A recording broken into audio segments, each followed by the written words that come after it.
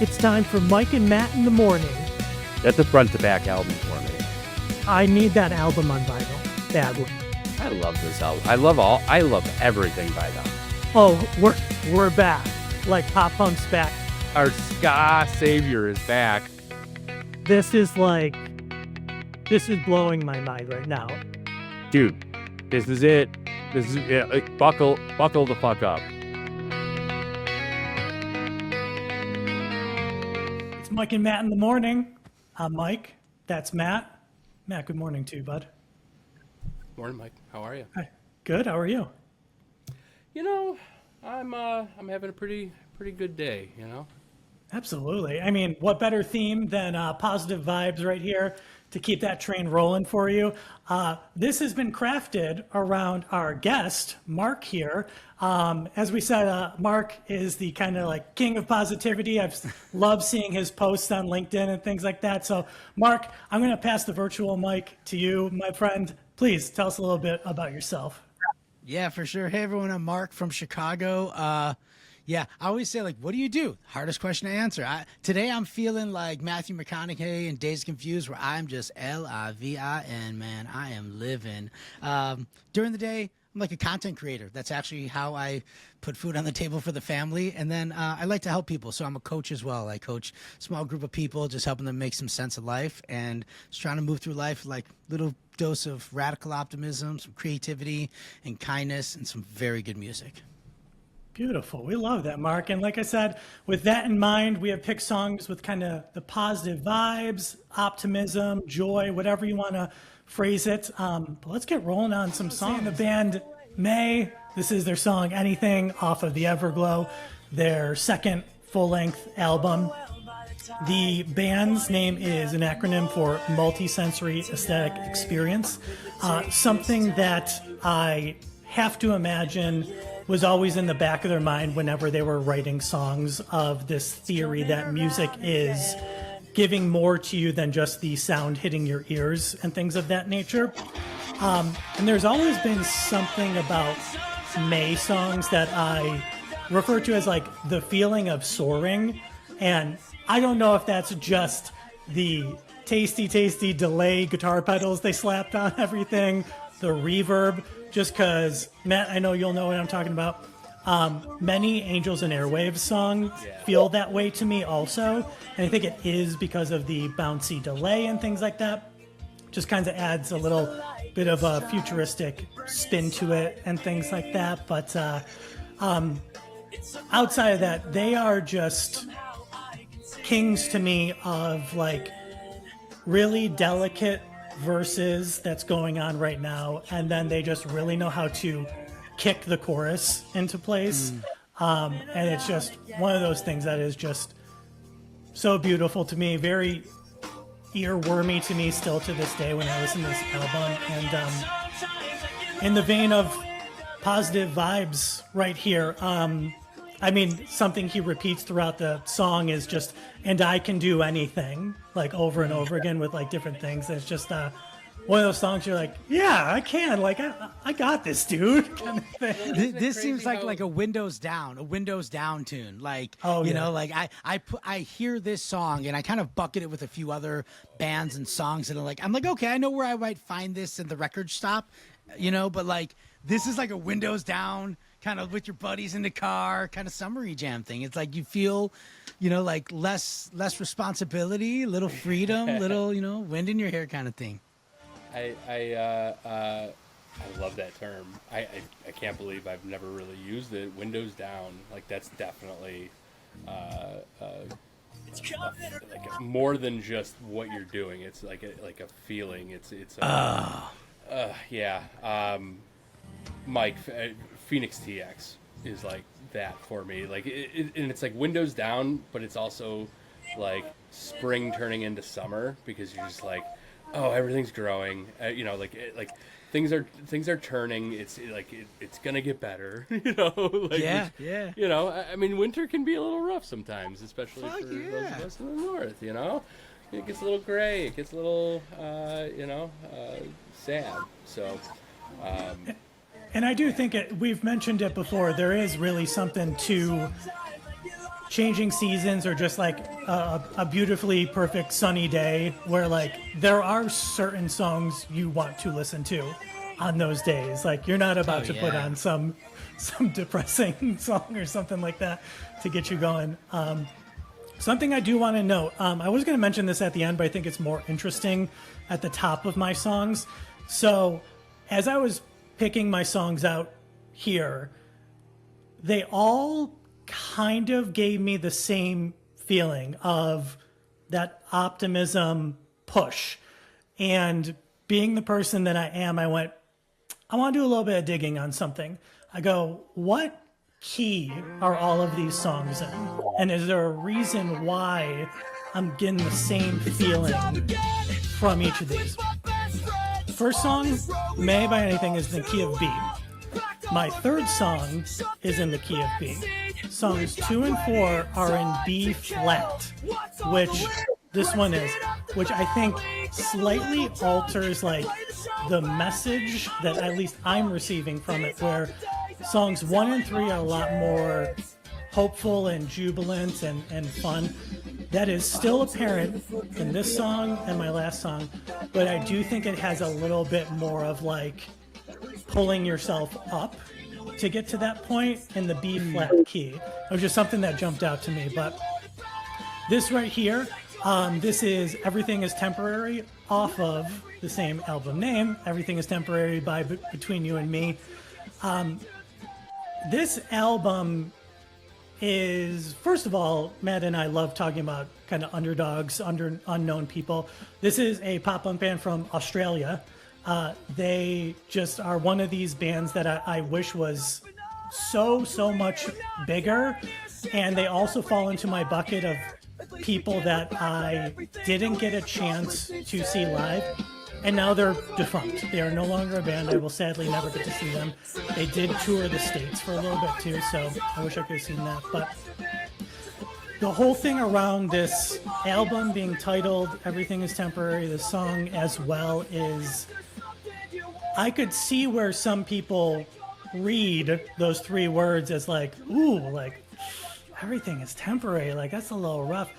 I have always read this in like a different perspective where it's a little bit more of like, yes, there's fleeting moments and things like this, but like it's all about like, no, soak it up, like live in those moments, take what you can, just because I don't know about you guys, as a sucker for nostalgia, like boy do I think about like those perfect summer nights from years and years ago kind of thing of like just living in those moments right there. But I don't know, what do you guys think?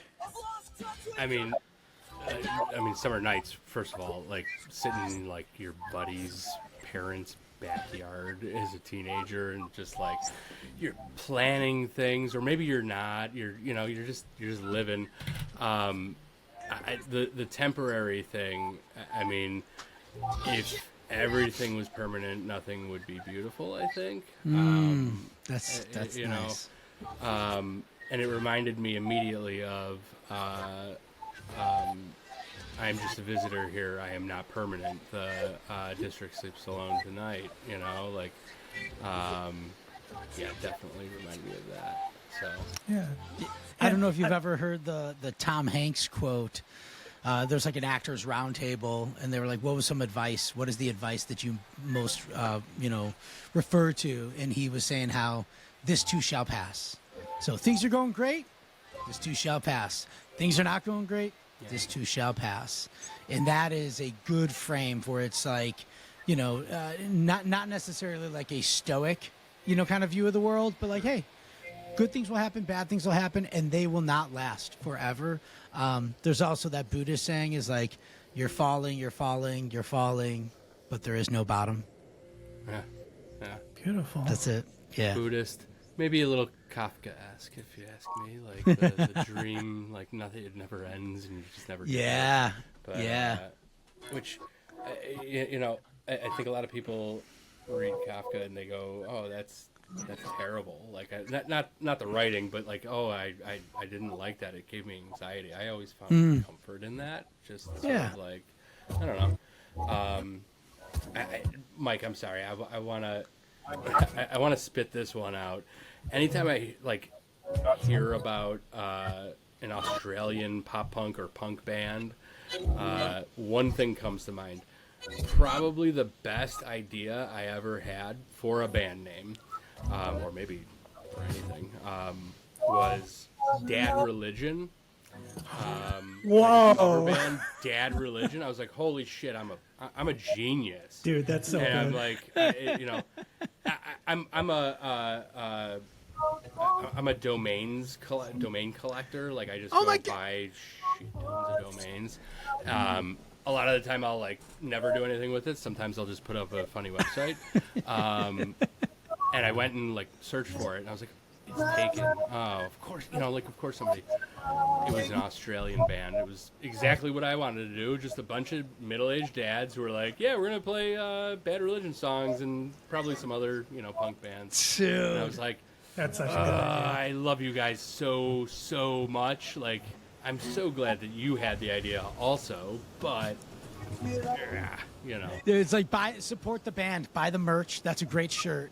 And also, got to give a shout out to a former colleague of mine, Shelby Wendland, wants to start a Devo, an all-female Devo cover band called Shivo.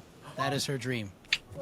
Just hell yes. chef's I support chef's that. kiss. Shelby, if you're watching, I believe in your dream, and I want you to make it come true.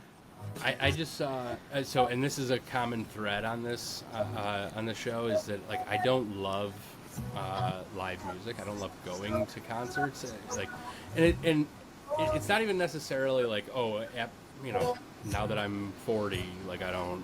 It's more of just like crowds, and I can sit at home and listen to music and have a beer and do whatever I want. Devo is coming to Buffalo. They're playing at the Albright Knox Art Gallery, which is, Mike knows, it's like this big, beautiful complex that was built for the World's Fair in 1901. I think it was actually completed a little bit after, but I was like, $90? Yeah, I'm in, Oh yeah. And the opener, I can't remember the band's name. It's remember the band in the 90s with the song Super Bon Bon, Super Bon Bon, Super Bon. That's not ringing a bell to me. No. That song they're playing. I didn't recognize the band name, but I was like, I looked it up and I was like, oh, I remember this song. But, Oh, cool. Oh, that'd be a man. good show. That's cool. Absolutely. We are on to Happiness by the 1975 off of their album Being Funny in a Foreign Language. It was hard not to add this one with just the title of Happiness to me, but this one jumped out to me. Shout out to a former coworker of mine, Kelsey. She is a fan of the band as well, and we would listen to music in the office and things like that. And I don't know if she knew the title of the song or not when she said this, but she literally went, this song makes me very happy, like while listening to it. She goes, it just like makes me feel so good inside kind of thing. This album is super interesting if you are or aren't a fan or super deep into the groove of this band like I am. Maddie, their singer and songwriter, half of the songwriting duo, them and the drummer George, they were like wildly long lyric writers in the past albums, like tons of lyrics. If you looked at them, you're like, oh, this is like a novel in the song kind of thing. They were very purposeful in this album to like really pare things down just to the true core of like what they're trying to get across.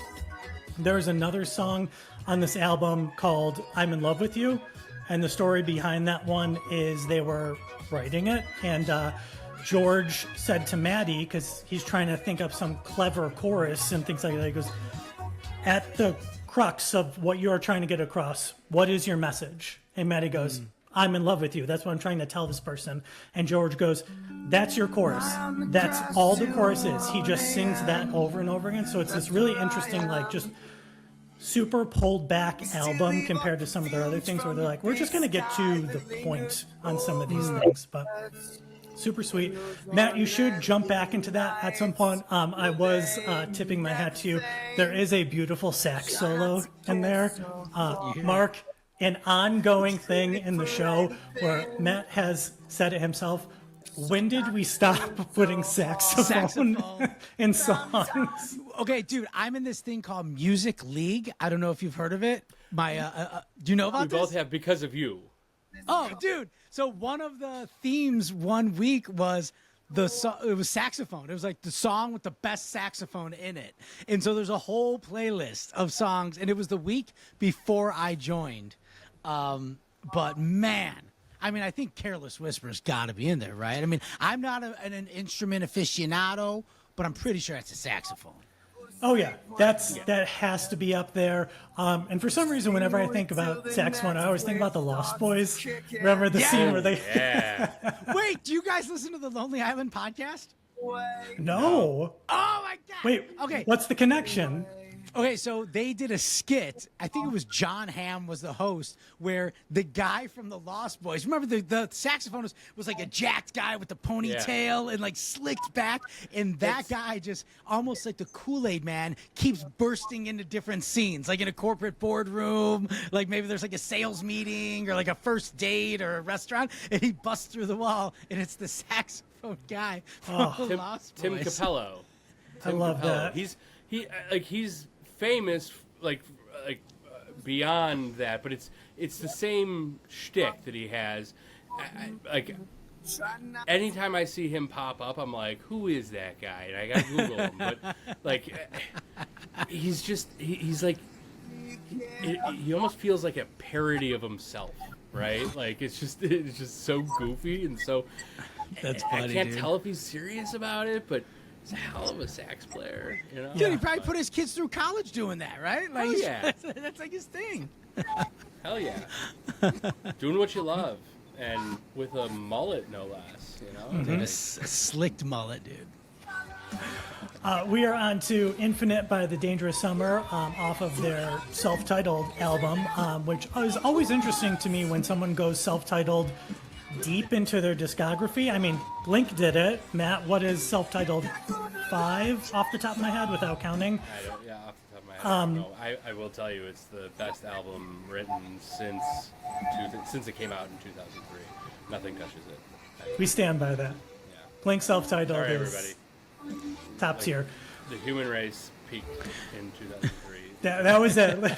Feeling this came out. I miss you. Matt knows we could we will at some point a whole episode on Blink. We are trying not to turn this into only a Blink 182 show or anything like that. But as for this song, this is give this a listen. Mark, Matt, viewers, Matt, what are we up to? 9 maybe at this point. But give this a listen sometimes, just because at 2:07. This song kicks in so hard that not only the first time I ever listened to it, still to this day, I will get actual chills that shoot through my body just because the force in which this song hits you at that point is unbelievable. And outside of the song, just giving that feeling of, again, this is the B flat song, so it's like, I'm getting up there, we're going to make this happen kind of feeling. One of my favorite lyrics out of this is he phrases it as, I started bleeding color once again. And it's so like just a beautiful line within there. And then outside of that, just great memories with friends. There was a really kind of solid crew of me and some buddies where anytime the Dangerous Summer would be in Buffalo, New York, like we were there without question. Like I didn't even have to text them. I'd run into them, and there was one tour right after that album came out where they closed every set with Infinite, and their singer AJ would come into the crowd, and it was just this like, AJ did not call for this. The crowd naturally all put their arms on each other's shoulders and encircled him, and it was just like this crazy, I'm like, this is nuts. Like, he did not tell us to do this, but like, we are all in this with complete strangers too kind of moment. It was just super cool thing at the rec room in Buffalo, New York, right there. Love that, dude. We had a similar thing. My son and I went and saw Turnstile. We've seen him a few times, and I'm a big fan. He turned me on to them. My oldest son, he's 19. But dude, they did a thing, and again, like we're music heads, we get it. But for folks that like might not be, like usually you go to a show, they finish their second set, the band goes off stage, everyone's like one more song, and then they do their little 2-second thing, and then come back on and they do their encore. Turnstile does this thing in this tour where their last song is. The last song is like "Look Out for Me," and that song it's a hard song, but it ends in this kind of like techno-y, electronica, like beat, like almost like a DJ beat, and that's just how the song ends. And so when they end that song, like that part of it starts going, and everyone's kind of just vibing. You're kind of like, yeah, it's kind of like all right, and then you don't notice, but they leave the stage, and then that kind of goes into almost like a 5-minute DJ set, and the lights, there's a one point where the music breaks and the lights go blue and everybody's dancing. It's like it literally went from like a Turnstile hardcore mosh pit to everyone is dancing. And same thing, Matt, or Mike, arms around each other, almost like doing the hora, like in my bar mitzvah. Like they're all like, everyone's got arms around each other, they're making a circle, and you're like, what a beautiful moment that like moments ago we were smashing each other in the pit, and now we're just vibing, dude. It's so beautiful. I love that. I had I only got to see them once so far. Oh, so good. Turnstile actually opened for Blink when Tom rejoined. Yes. And I went to see them, and I was like tuned into them at that point, so I was very excited. I always love when like a lineup is stacked, and I'm like, not only do I get to see my heroes, Blink-182, but I get to see some like other bands that I love ahead of that. And you know how it is when it's a band like Blink, an extreme amount of people are just there for them. So there weren't a lot of people standing or anything like that for Turnstile, but like me and my crew we were on the floor. We weren't super close. We were probably, I don't know, 25, 30 rows back on the floor. But their bassist, Franz, saw us. And like literally, like in one point when he wasn't playing, he just goes like directly to, and we just went. Yeah, it's good stuff, man. Yeah, I became a huge fan of them. Those dudes rip, dude. They're Baltimore, right? They're Baltimore hardcore. Oh, my song, "Lovely Day." Mark, we are into your stuff. What do we got going on here? Dude, come on. Dude, okay. So we reached out, you're like, hey, positive, optimistic, give me the songs. "Lovely Day" by Bill Withers. One, you hear that opening bass line and you're like, ooh, this is like soulful, and it is good. This to me is like a morning song. This is like, I will walk into I have my morning shit that I do. I meditate, I journal, I do my push-ups, and then I walk in, I get my coffee. I walk in, and if that sun is peaking, I'm like, Lexa, "Lovely Day, let's go, dude." It is a easy jam. My kids, I played it for my kids when they were all younger, and like I remember one of my kids, there's like the chorus which is like, "Lovely day, lovely day." She thought it was "Lully Day," and she would just say "Lully Day." And like, what a great moment as a parent to like, oh, she loves Otis or Bill Withers. Also, if you've never seen Bill Withers live at BBC, check it out on YouTube. It is one of the most iconic, soulful, for those that don't know, "Lean on Me," Bill Withers, dude. And if you want to see a dude, just a dude in like, I forget what it's called, the Roland maybe, like it's like that era, sound of the keys, and dude, it's like him and maybe like a 4-piece band, just, yeah, man, it's like music can be so overproduced that it's perfect, and then it could be so underproduced that it's so raw that it's just talent. Bill Withers, just talent, dude. So good. There's nothing like that. I mean, Matt and I have talked about it in previous episodes where there's certain bands that either I have seen live or caught people who are passed or anything like that on YouTube, and it's one of those moments where you're like, oh, you were meant to do this. You are so shockingly good at this that it's like, dude. it's stunning to watch, even on a TV screen kind of thing. Dude, I once saw Aretha Franklin live, like front row. And it was when she wasn't like really healthy, like things were going downhill. She was really big. But like, the only way I could explain it was like, if you were like a fish and you just thought the world were fish that were like this big, and then you go and like you see, I don't know, the biggest way, like you're like, whoa, like that's what we could be. Watching a human being that can just sing, like they got vocal cords, we got vocal cords. They got lungs, we got lungs. We're 2 arms, 2 legs. I've never witnessed a human being like maybe like someone that can play the guitar, but it's like it's just her. She is the artist, and it was. I mean, tears, dude, just tears. I'm like a grown ass man. I mean, I think at the time I was in my late 20s, maybe early 30s, but dude. But very similar to like what you're saying is like just raw talent. Like, oh, this is why you are on Earth, is to do this gift that you have.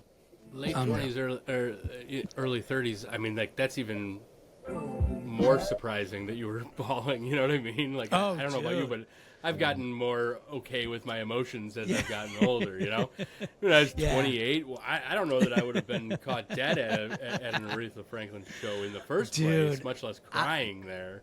Yeah, it's funny. It's like there is, I don't know why, because neither of my parents were like they're not like big music heads. Music has been a huge part of my life. I'm a huge Dead head. I grew up like traveling and seeing the Grateful Dead, a lot of punk rock and hip hop and whatnot. But like, there is something about soul music, like good soulful music that just like, it hits me, man. My most listened to song for the last 2 years has been, or it was during the pandemic, was So Tired of Being Alone by Al Green. That jam, that I didn't put it on here because it's like not the happiest song, but like that is a jam. Oh, another song of mine, Small Worlds, Mac Miller. Let's go, dude. Okay. This song, again, like I feel like in some ways with music, some people are like, a mile wide and an inch deep, or they're like an inch wide and a mile deep. It sounds like with Blink 182, you got like you're like deep, like I am with the Dead. Now Mac Miller, I've known of him. I've known certain songs. This song just hit me at a point in life. There's an end to it. I know we probably can't play it. I brought up the lyrics because you can't play it probably because of copyright. But I just want to read this out loud, dude, because how sick is this? Oh, okay, here it is. Are you ready? 9 times out of 10, I get it wrong. That's why I wrote this song, to told myself to hold on. I can feel my fingers slipping in the motherfucking instant I'll be gone. Do you want it all if it's all mediocre? Staring at the wall and the wall's full of posters, looking at my dreams, who I want to be? I guess you got to see it to believe it. Here it is. This is it. Ooh, I've been a fool, but that's cool. That's what human beings do. Keep your eyes to the sky, never glued to your shoes. Guess there was a time when my mind was consumed, but the sun's coming out now. Clouds start to move. Don't tell me nothing but the truth. I'm tired. I don't gotta spare a second.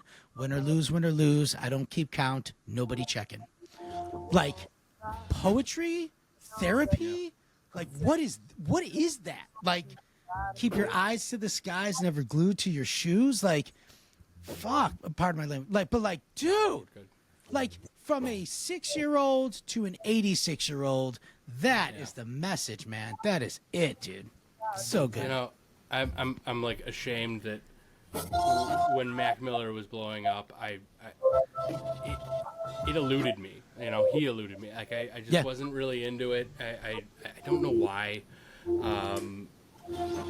Just recently, in the last 2 or 3 years, I've kind of discovered him, and incredible, right? Oh, dude.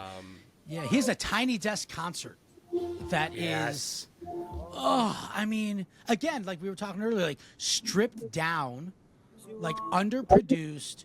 There's nowhere to hide there, man. It's like you either got that thing or you don't. Yeah, but beautiful stuff, man. There's a lot of Tiny Desk concerts that are like mind blowing. Yes. Yeah. Like Lizzo, Tiny Desk concert. Go watch it. It's unfucking believable. I was just like, I wasn't a fan. Now I am. I remember like we were watching them we had gotten back from like a family party. I had a couple of beers. Me and my wife were just kind of sitting around, and I put on, I forget which one, and she was like, I want to listen to something else, and she put on the Lizzo one, and I was like, I don't like Lizzo, you know. I was blown away, and there's just something about that like stripped down nature. I guess maybe it kind of it's kind of like unplugged, right? You know, Yeah. It introduced a lot of people to a lot of musicians that they wouldn't have otherwise gotten into. So yeah, I love that dude. series.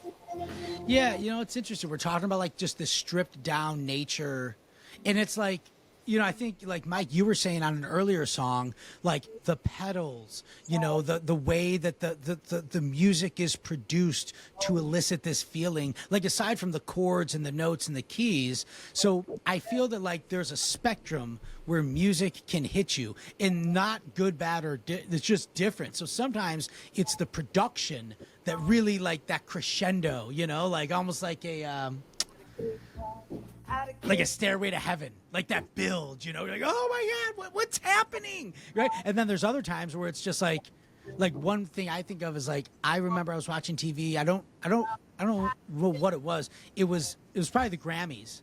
It was Adele, this woman, the singer Adele. It was Adele, and it was like, I never heard of her, but I just like happened to turn the TV, and it was her and a guy on the piano, and she's singing the song, and I like was struck, and I was like, this is the most beautiful what a talent. Again, just like when music moves you or makes you stand still, that is a beautiful moment, dude. Yeah, Absolutely. I've had similar moments with like Sinead O'Connor, right? Everybody knows the one song, but when you dig into it, you go, wow, like kind of like what you were saying with Aretha, like she is the instrument, like Yeah. it's just incredible. And then like same era, kind of flip side of that is Tracy Chapman, right? Like Yeah. like she's not necessarily belting, like lyrics or anything like that, but there's something that just grabs a hold of your soul while she's singing, and just like you can't help but pay attention. And I don't know, it's incredible. Hilarious. I'm talking about that while Whitney Houston's dancing. Okay, yeah. I mean, obviously, this is one of mine. What is the playlist called? Positive Vibes Only. Okay, Yeah. dude. Like, I don't know where you were when this song came out, but I have like two older brothers, and at that time, my oldest brother had just gotten a driver's license, and I have like, he had a buddy that would come over who like, if you were like the Breakfast Club, 16 Candles era, this guy was one of the characters. Like the French rolled jeans, like the rugby shirt, like the slick, like the hair, like the blazer. He drove a Chevy Blazer. This was the guy, and he just like, he thought, I was like, what is this? What is this? And I'm like, I associate this. And plus, like, I do this thing, sidebar, when I started dating my wife, her family goes on vacation every year. They rent a beach house up in Michigan. And so when we started dating, I started going. And after a few years, I came up with this shtick where I would choose a song each summer that I call them my best worst songs. They're songs that are so bad they're good, or they're so good that they're bad. And on like day 1 or 2, I will play that song on my phone in my pocket at like volume 2 or 3. So that just loud enough so that people like, dude, do you guys hear Whitney Houston right now? And I'm like, oh, dude, I'm sorry, my phone, I don't know what happened, sorry. And then by day 3 or 4, it's on a Bluetooth speaker, and they're like, dude, are you playing that song again? Day 4, everybody's dancing. Everybody's singing, everybody's dancing, and then like they can't go without it. This was my song one year. I'll share that playlist with you. This is a happy song. You want to dance with somebody. It's a banger, dude. It is. There are... Matt, go for it, dude. Okay. I mean, this is I've had a couple of G&Ts at his Alaska family wedding, and I'm like, all right, you know what? I'm not too cool to go dance. Let's get out there, let's go make a fool of ourselves and show everybody how it's done. Yeah. Dude, this is the song that gets you right. If you're not on the dance floor, 100%. This Yes. is the song where you could just close your eyes. You're like, I don't, dude, this is it. Dude, this is it. I once, during that era when people are getting married in your life and you have lots of weddings, I remember being at a wedding and they did the chicken dance. If you don't know what the chicken dance is, it's like, da-na-na-na-na-na. And I was like, motherfucker, I ain't doing the chicken dance. I don't chicken dance. And then I was like, wait, do I chicken dance? And then I was like, I immediately had this stream of conscious, like, what would like Jay-Z do if he was at a wedding? Like, I'm like, would he do the chicken dance? I'm like, probably not. And then I was like, what would Ad Rock from the Beastie Boys do? And this has become a frame of reference in life. Would be like, what would certain people do in certain situations? That will usually guide my decision making. I did not do the chicken dance. WWJZD. Yes. You need like bracelets or that would live strong. I don't know. Yeah. I also think like songs like this and geez, the three of us could probably come up with a playlist of this, but like there's certain songs that are just like the great unifiers of everybody where like I don't know if you can dislike this song. I feel like it's one of those songs where everyone loves it. Yeah, my uncle Ricky is up on the dance floor at the wedding, and he only listens to like '60s garage rock, you know, like. But he's like, oh yeah. It's so true, dude. Again, going back to that wedding era, I remember that like I came up with this mantra that no one gets mad at Motown, because I had been at a wedding where like it gets later in the night, and like as the night goes on, like a wedding DJ will usually like play music for the bride and groom that they requested, and sometimes it's like music you should not play around like your grandparents, like grandma does not need to hear like Lil Wayne. Like, nobody needs to hear, like, Cardi B or whatever. And I was like, just fucking play Motown. Nobody gets mad at Motown. No. Speaking of nobody gets mad at Motown, dude, Martha and the Vandals, dude, Dancing in the Streets. Such a banger, dude. Like, also, do you remember the movie with Bobcat Goldthwait? Is it One Crazy Summer? I was just gonna say One Crazy Summer. Yeah, I love this that is movie. it. This is it. Yes. At the end of the movie, when it's the big regatta, the boat race, this is the song that they played on the boat, for sure. I forgot about that until this moment. But, dude, this is a happy song, dude. And also, the Grateful Dead covered it, which I love. But, again, this is I guess, like, my wife and I have this thing where, like, I'm always, like, kitchen dance party, and she's like, no. I'm like, yeah.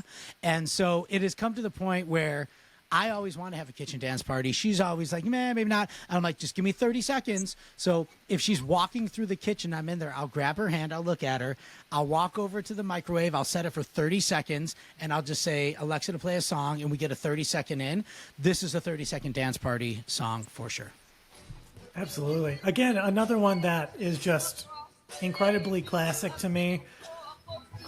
And now I can't get Nobody Gets Mad at Motown released from my head, where I don't know if that's like something you need to coin, Mark, if you haven't already, or it's the greatest title for a Fall Out Boy song that hasn't been written yet, just because they always have really great titles on that side.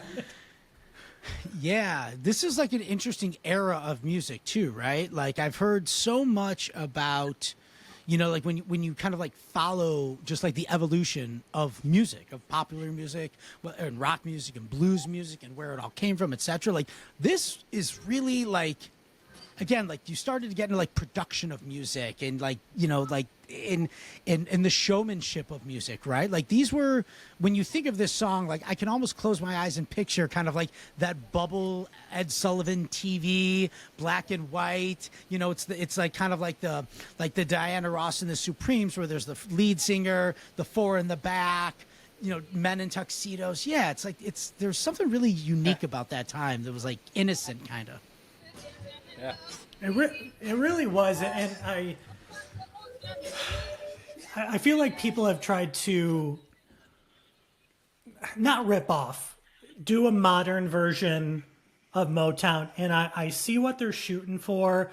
I like certain songs in that realm, but I do think it was such a moment in time where I don't know if like the full magic could ever be recaptured to that level.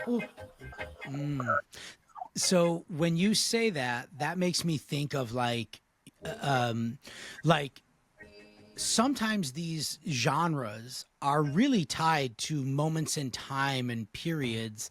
Like when you think of like counterculture hippie, like the Grateful Dead, Janis Joplin, Jefferson Airplane, The Doors, Jimi Hendrix, like what was happening in the world at that time, politically, socially.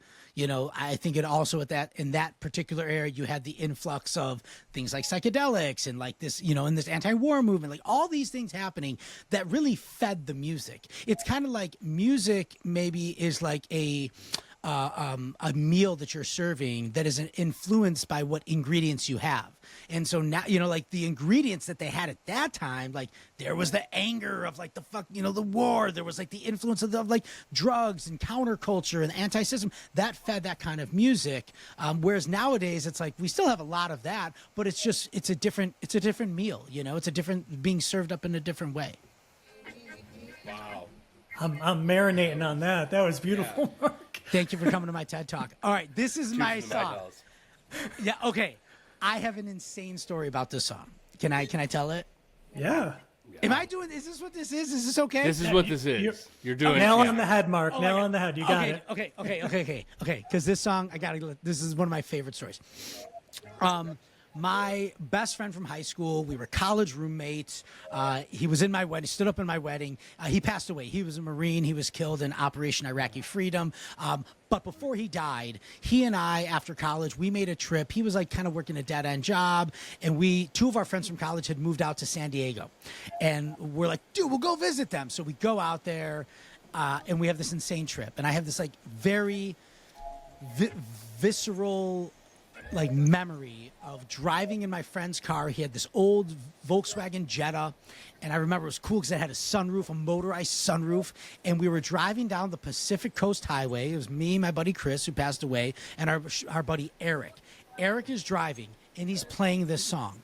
And, you know, you're on Pacific Coast Highway, you're in Southern California, the sun, the salt, you could smell it. And I'm like, I don't even know what song this is, but this is a moment. This is just a moment that I want to like capture and I want to like soak it in, and like I'll always remember that moment.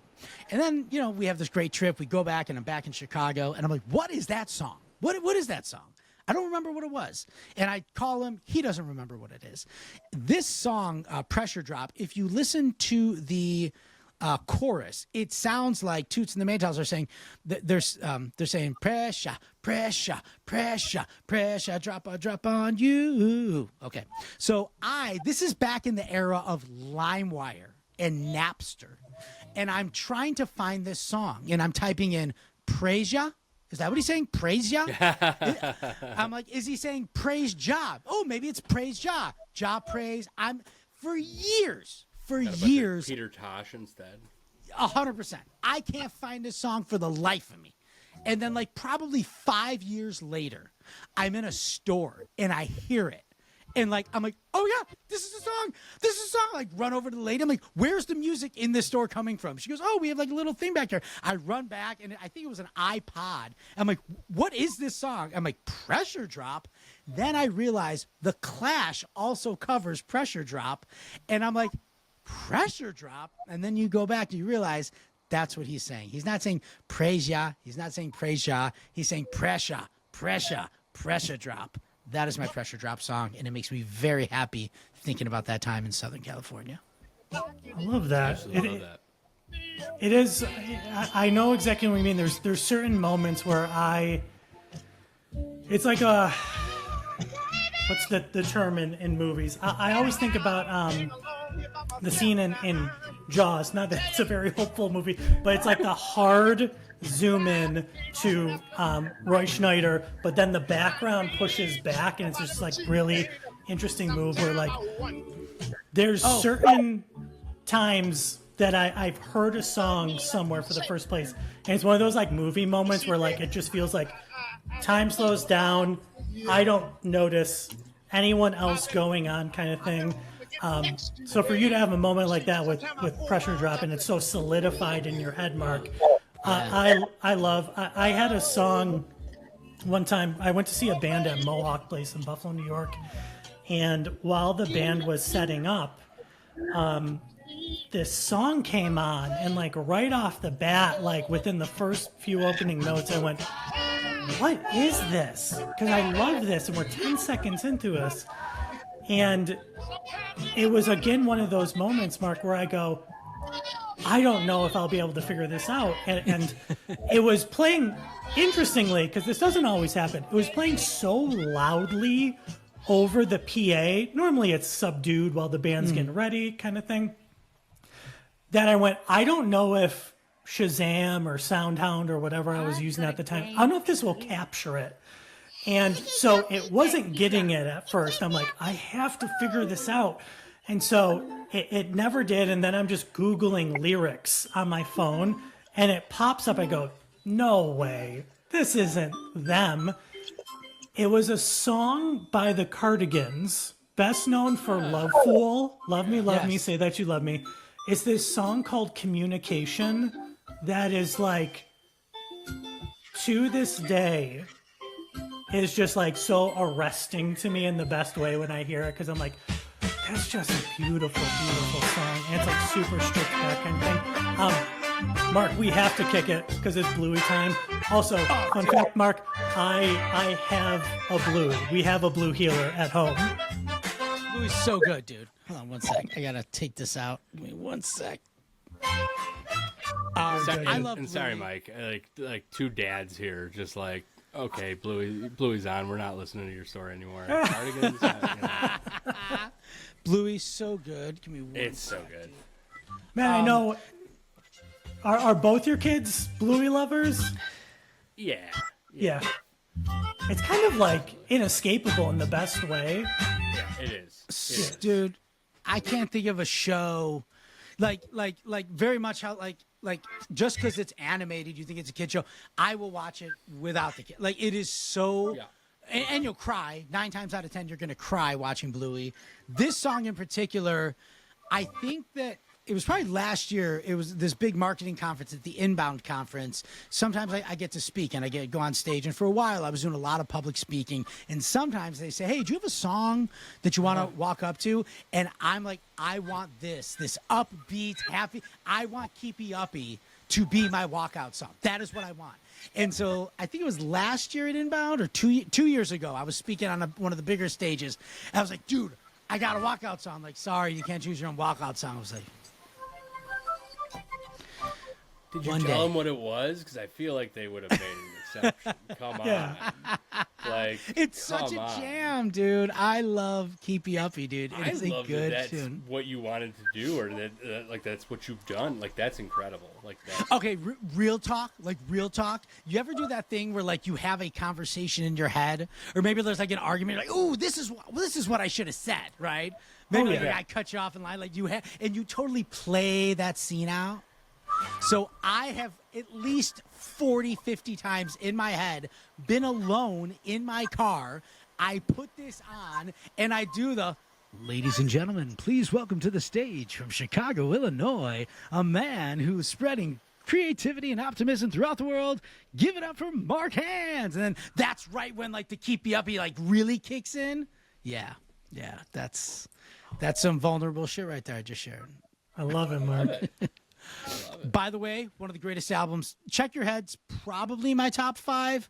I might put Paul's Boutique in my top 10 of all time albums, but Paul's Boutique is definitely in there. If I can only have one Beastie Boys, it is a tight one. This album, I mean, I think the Beastie Boys have done.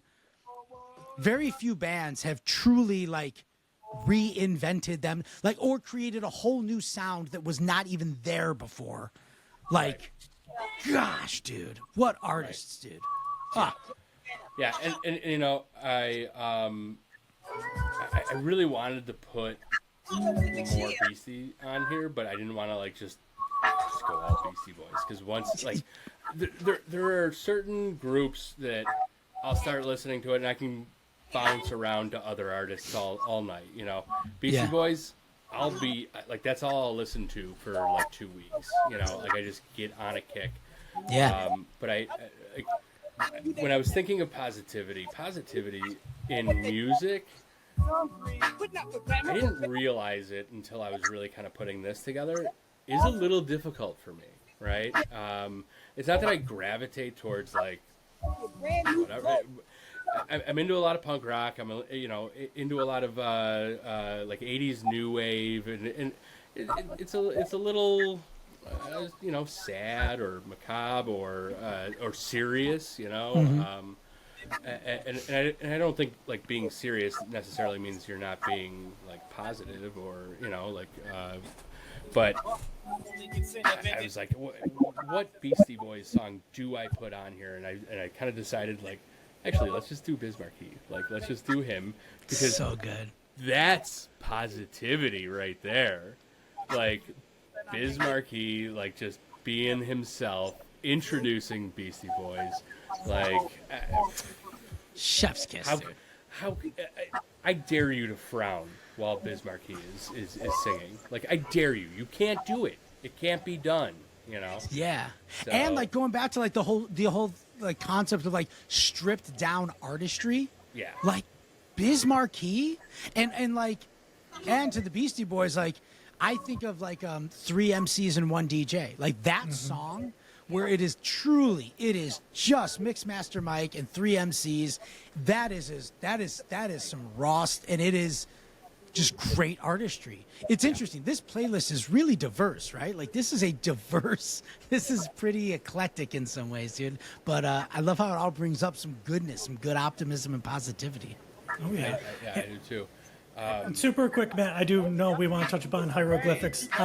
If anyone has not seen the live Beastie Boys concert called Hey, I Filmed That, I might be slightly getting the name of it wrong, but the Beasties selected a chunk of people, something like 20 to 30, and gave them cameras at MSG and said, you're filming the show. You can film whatever you want. And they spliced it all together. And it is just like endless joy because they're filming their friends, they're filming the crowd. At one point, someone cuts and you go, "Is that Ben Stiller?" over there? And Ben Stiller's Yeah. there going wild. But Yeah.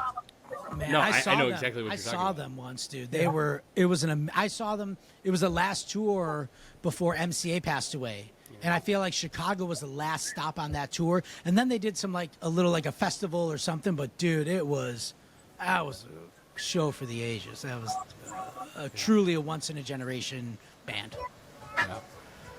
I got to jump in on Hyro. Let's go. So this is a group. A lot of people know or don't know that they know just because of Del the Funky Homo Sapien, of Gorillaz fame and all of that. It was always kind of like on my radar, over the years. I've always been really into early '90s hip hop and everything like that. Last year at Inbound, took a few of the guys from the company from Radish, and I have this.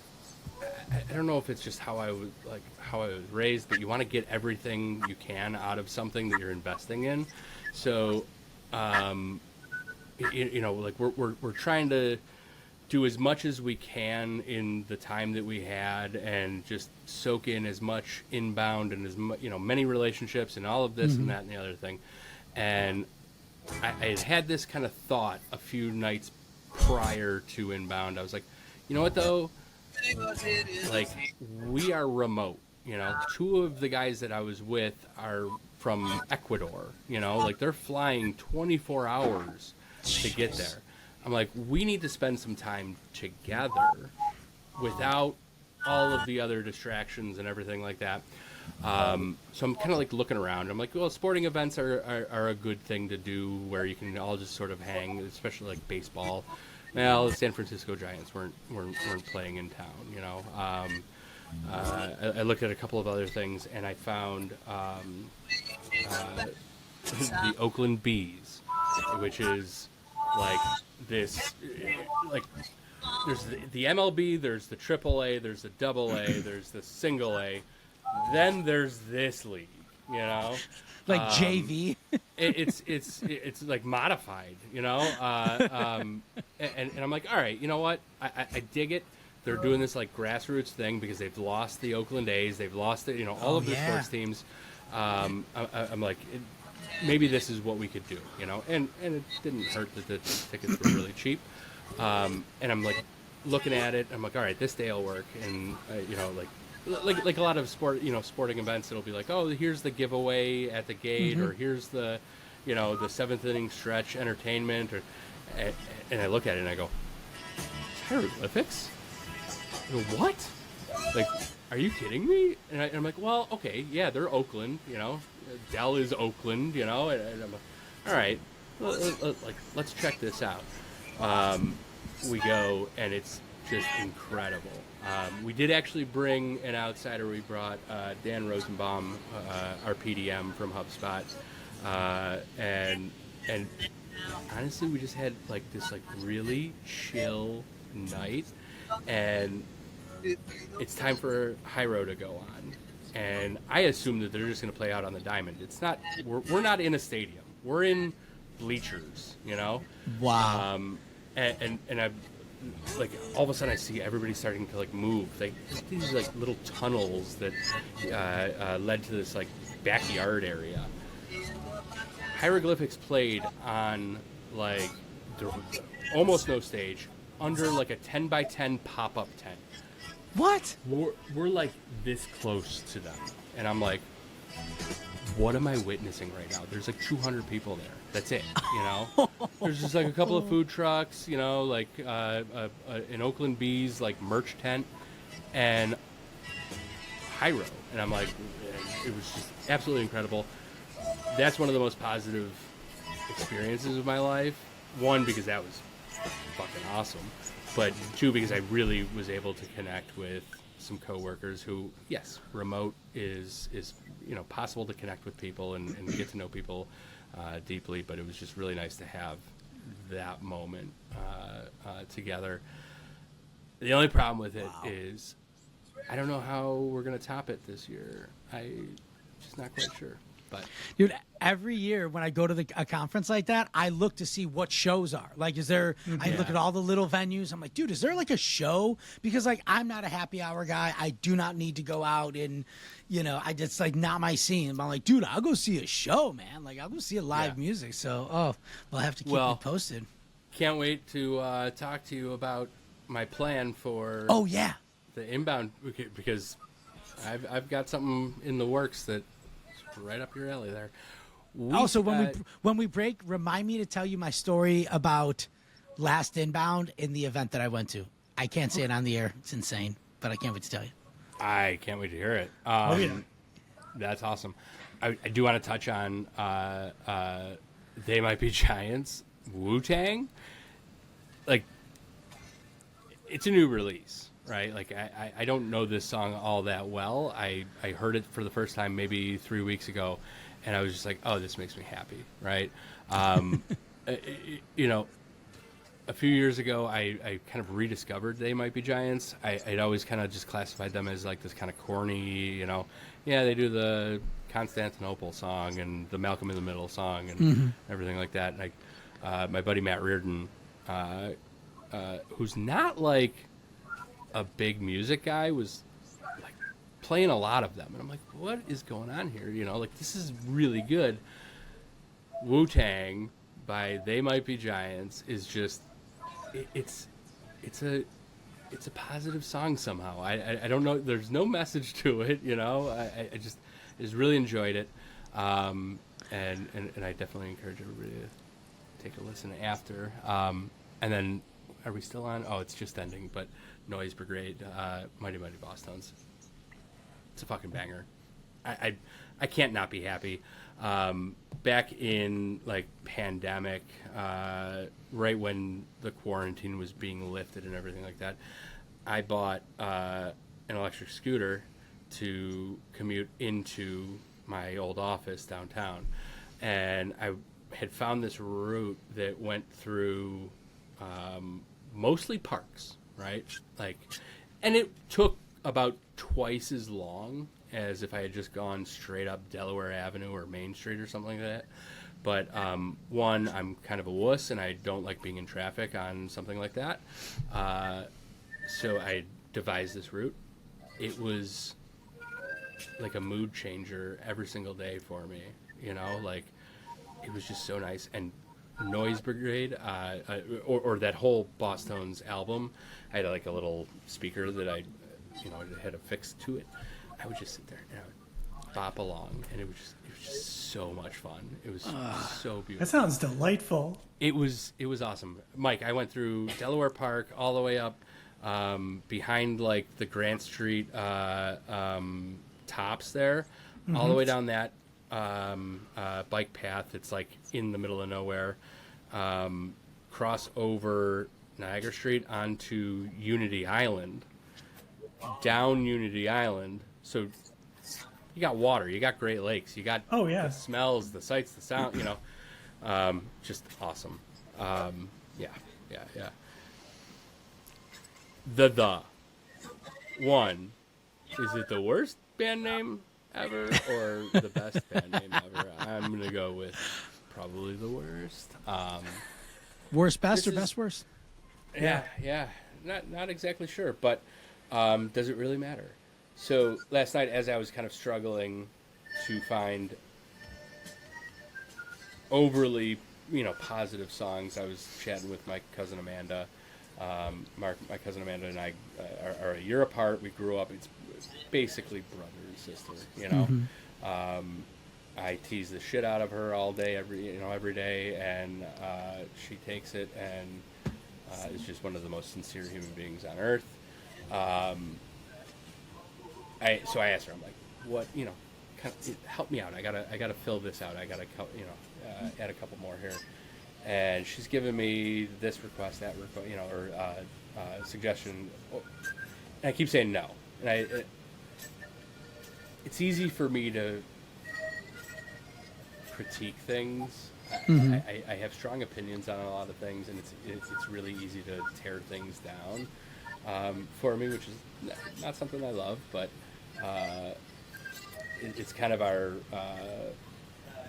shtick between Amanda and I. And she's like, dude, I really don't like that I have 0% of the songs on here so far, and I've like offered you like 30. Like what's going on here? And then she throws that out, and I was like, dude, fuck yes, I love this band. I can't believe you are even aware of them. And she's like, really? Like she just kind of like defaults to like I'm making fun of her somehow, and I'm like, no, this is an incredible song. Every time it's ever come on like a playlist or something like that, it just makes me feel happy. I'm just excited that it's on. I like is that like a synth accordion? Is it just an accordion? I really don't know. Is it just a Yamaha? I don't know, but it could be. It's a lovely song. And do you know the podcast where like they break down songs? Like you're saying, like what is the instrument? There's like that podcast where like they strip it down to the and that would be an interesting one to be like, what is that thing that I'm hearing? Mm-hmm. Yeah, that's interesting, dude. I'm blanking on what that is, but I know what you mean, Mark. Yeah. There's this show that I've mentioned. I don't know about it on an episode, Matt. We might have just talked about it separately, but on YouTube called Rig Rundown, and it's like, if you ever want to know on tour every single guitar that they use throughout the set, the amps, the heads, the effects pedals, it is every single thing, and they show you it. It's beautiful though. We are sliding into the last song, Matt, a song I almost added. Don't know why I didn't. I am so glad you added You Can Call Me Al right here. How could you not? Dude, even just looking at the video, like I don't know if you had like MTV growing up, but like the video, and again, like Chevy Chase has become this kind of like weird, like there's been a thing lately about him. Dude, this is iconic 80s, like when comedy was comedy. Oh God, great pull, dude, great pull. And they look so natural together, and I do believe that it's because Paul Simon is so accustomed to having a much taller partner, like music partner, who's also much less talented than he is, right? So whether it was Garfunkel or Chevy Chase, like it just works, you know. Like, so this video is incredible, and I have to say, this was Amanda's suggestion, right? Like, this is one of my all-time favorite songs. I can't believe I didn't like go, oh yeah, you can call me Al. I always feel better if I listen to that song. But she said it, and I was like, fuck yeah, absolutely. And then I go, I love the video also, right? Like, I love when he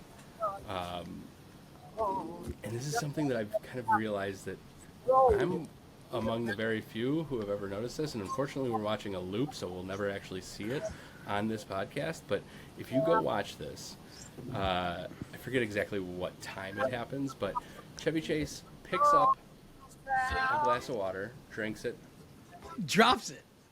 sets it, and it's like there's a like a drum stand there that looks like a coffee table that would have, or like an end table that would have like a glass top, and it just falls straight to the ground.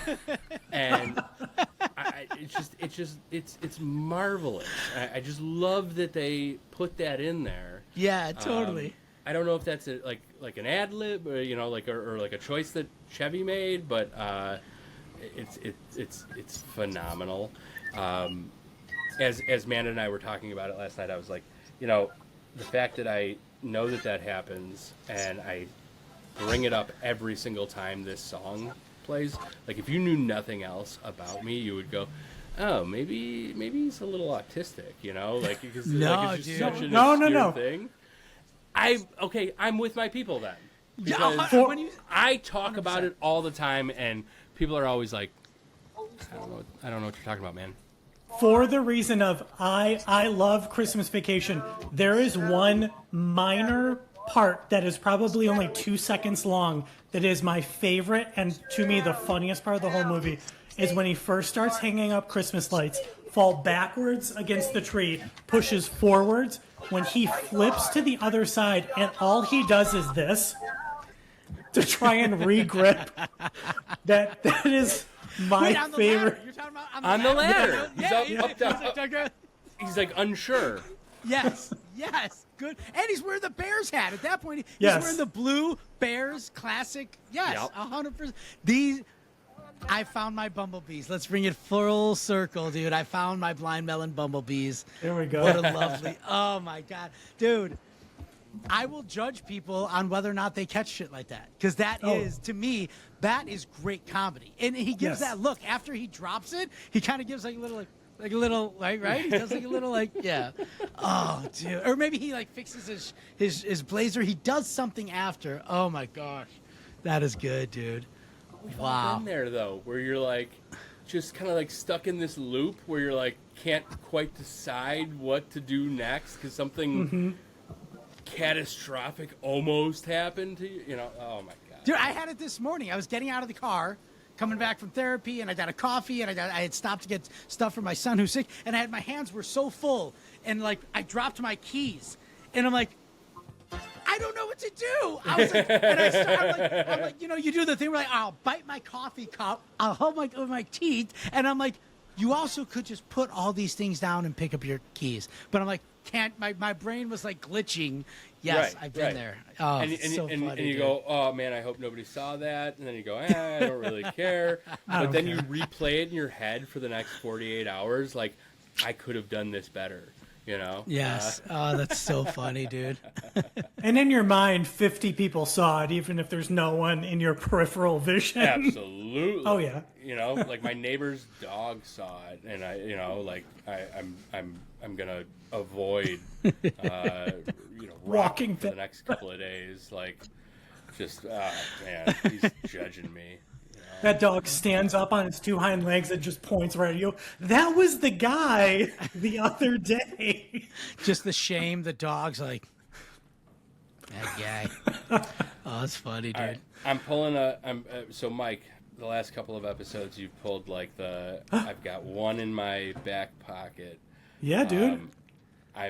nervous now though because I don't know if it'll just start playing through this. Did you set anything up special because it's Riverside in order for No, you should just be able to share it, and let's give it a shot.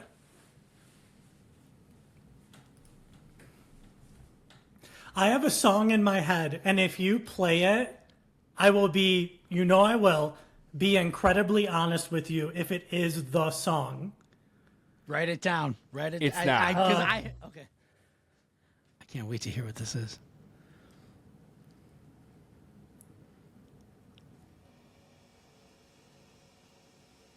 Okay, it is written down. Now we need. Oh, now I can't hear you, dude. Did you mute yourself accidentally? I did. What's Can you it hear playing it? through? Spotify. Oh, did I you would share it though? Yeah. However, that kind of defeats the purpose. I know how to set it up on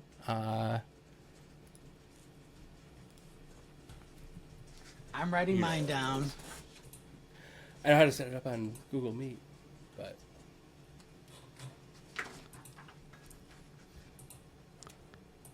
Let's go to Mark, I this. promise Let's this see. will be worth the wait. Okay, it wasn't this. I thought I'd have you to were... accuse you of being kind of a narcissist if it was what No. you were thinking. No. All right, let me share this really quick.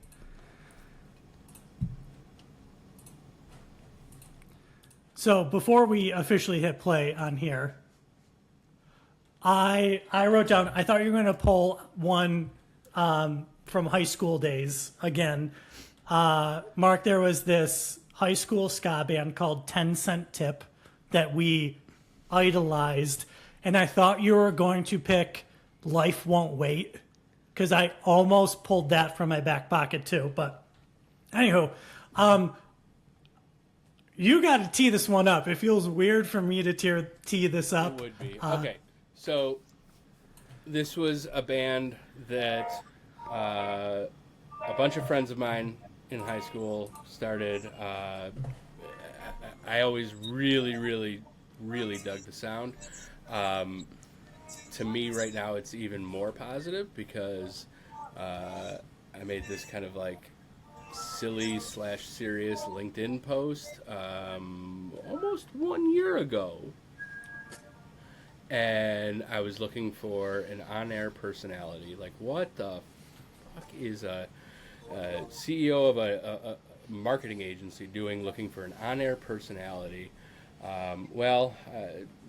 If I'm being perfectly honest, I just didn't really want to write a job description and posted that instead. I had an insane amount of response to it, and Mike O'Mara here was among those responses, and I was like, all right, yeah, like I'll have the conversation, like I'd love to reconnect with Mike. I miss that guy. If I'm being perfectly honest, Mike, I was like, I doubt this will work out because good things never really work out the way you want them to work out, I always had in the back of my head for a brief pause that you didn't think I was actually serious about going for the job, but please continue. Yeah, and so, I mean, I had kind of like the same feeling. Like, I was like, he's going to think that I don't actually want to hire him and I'm just kind of placating him for, like with an interview or something like that. But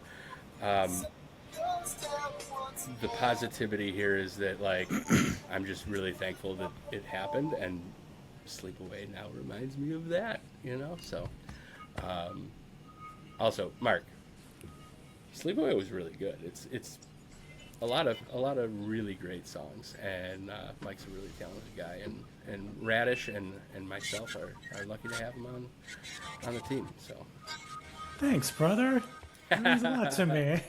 I'm awkward and bad at giving compliments. Say Also- those things out loud. Say them Yeah. all. They don't do any good inside. Those are the things we need to be saying out loud.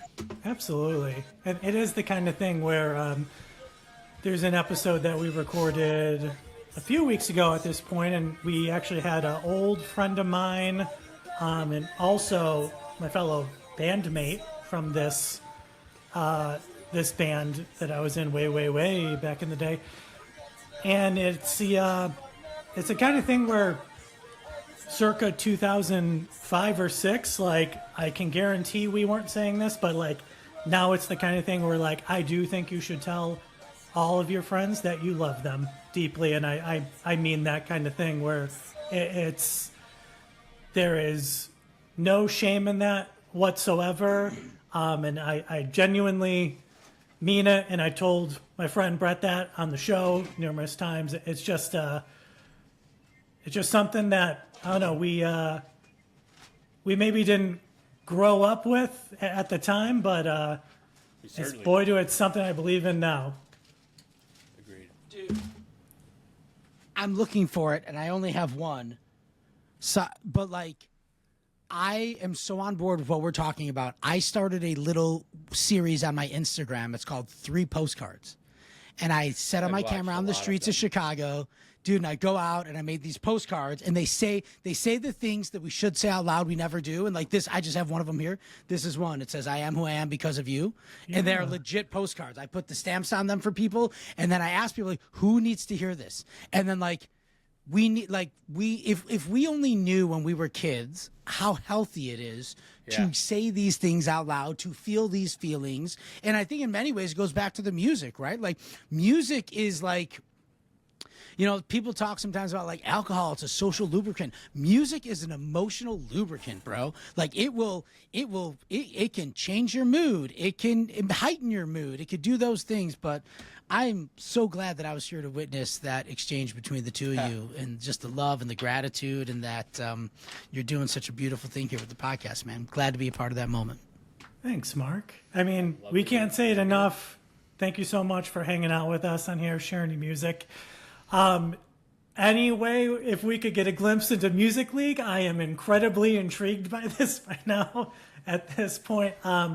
But truly, Mark, anything you want to plug as we're kind of heading towards the exit door here on this? Yeah, man, if you're on LinkedIn, hit me up on LinkedIn. If you're on Instagram, I do a lot of other fun stuff there. It's just Marc D. Hands, M-A-R-C, Mark with a C, D-H-A-N-S, Marc D. Hands. But yeah, hit me up. I'd love to see y'all out there. Beautiful. Thank you so much. Matt, thank you for sharing your songs and the kind words, my friend. I'll be holding on to that for a while. I'm going to go tell Chelsea when we leave this room. Matt loves me. So. I do not. Awesome. Thank you to both of you. Thank you for all of you listening out there. And we'll see you on the next episode. Later.